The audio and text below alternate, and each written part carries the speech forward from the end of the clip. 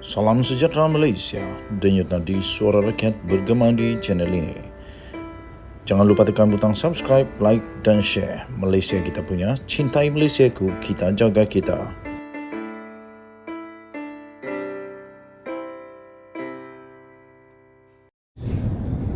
Salam sejahtera Malaysia, nampaknya berita buruk untuk Datuk Seri Najib Tun Razak. Berita yang amat buruk. Tapi saya tetap sokong dengan apa juga perundangan yang ada di Malaysia. Segalanya ada proses yang betul. Segalanya mesti dilakukan dengan betul berdasarkan kepada undang-undang dan perlembagaan negara Malaysia. Lembaga pengampunan nampaknya tak bincang pun petition untuk pengampunan Najib Razak. Lembaga pengampunan tak bincang petition ampunkan Najib. Lembaga pengampunan yang bersidang pada pagi tadi tidak membincangkan mengenai petition rayuan pengampunan yang difailkan oleh Datuk Seri Najib Razak untuk diampun dan dibebaskan daripada penjara. Ketika persidangan pada hari ini, petition pengampunan terhadap Datuk Seri Najib Tun Razak itu tidak dibentang oleh bahagian hal ehwal undang-undang atau BHEUU, Jabatan Perdana Menteri selaku urus setia lembaga terbabit. Persidangan lembaga pengampunan itu bermula jam 11 pagi, telah dipengerusikan sendiri oleh Seri Paduka Baginda Yang di-Pertuan Agong Al-Sultan Abdullah Riayatuddin Al-Mustafa Bilasyah. Kata kenyataan selepas mesyuarat itu, sidang hari ini tidak membincangkan petition Najib kerana kes sabitan dan hukuman 12 tahun penjara serta denda sebanyak 210 juta ringgit yang telah dikenakan ke atasnya kerana menyeleweng dana SRC International baru saja difailkan. Petition yang difailkan beliau perlu mengikut giliran. Petition yang berlangsung ini hanya membincangkan kes-kes terdahulu yang diterima lebih awal oleh urus setia lembaga pengampunan. Kata sumber di sini pada hari ini. Pada tahun lalu, Seri Paduka Baginda Yang di-Pertuan Agong pada tahun yang lalu yang di-Pertua Dewan Rakyat pada ketika itu. Saya ulang sekali lagi. Pada tahun yang lalu yang di-Pertua Dewan Rakyat pada ketika itu, Tan Sri Azhar Azizan Harun dalam satu kenyataan media berkata Najib sudah pun memfailkan petition pengampunan dan memaklumkan menerima serahan beberapa dokumen. Antaranya salinan permohonan pengampunan mengikut perkara 42 Perlembagaan Persekutuan bertarikh 1 September pada tahun lalu. Beliau turut juga menerima salinan surat daripada Tuan Syafi'in Ko yang melampirkan permohonan pengampunan itu dan diakui terima oleh Ketua Pengarah BHEUU JPM pada 2 September yang lalu. Dalam penghakiman pada 31 Mac yang lalu, panel 5 hakim Mahkamah Persekutuan dengan keputusan majoriti 4-1 telah menolak permohonan Najib untuk menyemak semula sabitan dan hukuman penjara 12 tahun serta denda kerana telah menyeleweng 42 juta ringgit dana SRC International Sdn Bhd.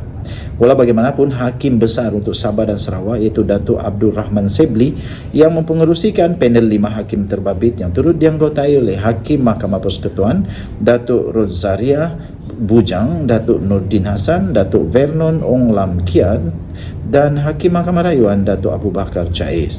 Dalam permohonan itu, Najib 69 tahun yang kini sedang menjalani hukuman di penjara Kajang memohon membatalkan keputusan yang dibuat oleh panel 5 hakim Mahkamah Persekutuan yang telah dipengerusikan oleh Ketua Hakim Negara Tun Tengku Maimun Tuan Mat pada 23 Ogos yang lalu.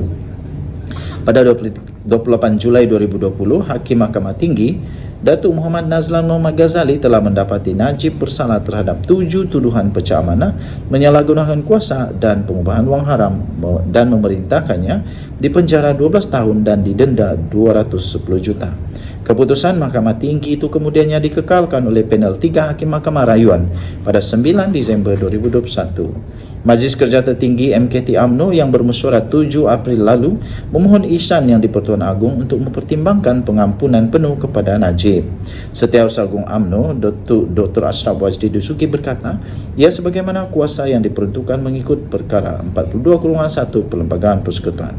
Sehubungan daripada itu, MKT 11 suara telah bersetuju memohon menghadap bagi mempersembahkan warkah rayuan kepada Seri Paduka Baginda Yang di-Pertuan Agong beserta memorandum yang telah ditandatangani oleh seluruh kepimpinan UMNO daripada 191 bahagian termasuk wanita dan sayap pergerakan pemuda serta puteri UMNO.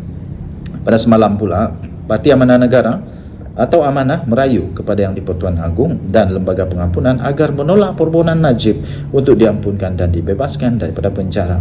Dalam satu kenyataan yang dikeluarkan oleh Pengarah Komunikasi Amanah, Khalid Abdul Samad, parti itu berpendirian hanya dengan cara itu saja nama baik negara dan komitmen untuk memerangi rasuah dan penyalahgunaan kuasa dapat dijaga.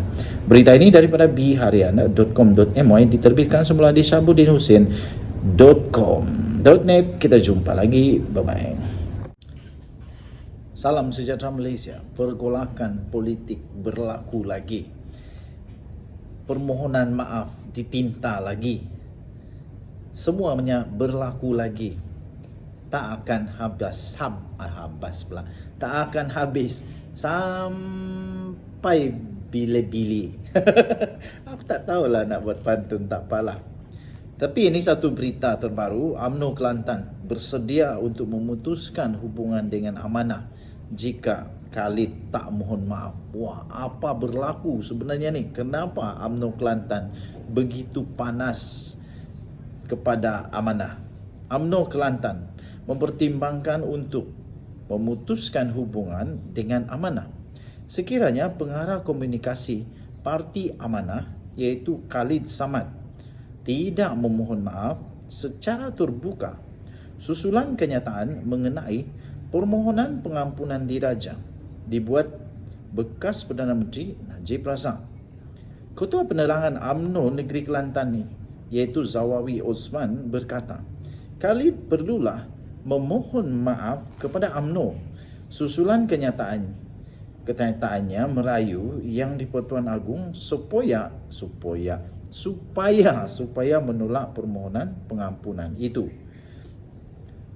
Kata kenyataan itu, UMNO Kelantan mendesak Khalid selaku Pengarah Komunikasi Amanah yang juga adalah merangkap pengerusi Amanah Kelantan untuk memohon maaf secara terbuka kepada UMNO lanjutan daripada kenyataan beliau bahawa Amanah merayu kepada Yang di-Pertuan Agong Al-Sultan Abdullah Rayatuddin Al-Mustafa Billah Shah supaya menolak permohonan pengampunan terhadap bekas Perdana Menteri Datuk Seri Najib Tun Razak. Untuk rekod katanya, rayuan pengampunan diraja yang dibuat terhadap Najib adalah keputusan Majlis Kerja Tertinggi UMNO, katanya dalam satu kenyataan pada hari ini. Pada 27 April yang lalu, Khalid yang mewakili Amanah dilaporkan merayu kepada Seri Paduka Baginda Yang di-Pertuan Agong dan juga Lembaga Pengampunan supaya menolak permohonan Najib daripada diberi pengampunan sekaligus dibebaskan daripada penjara.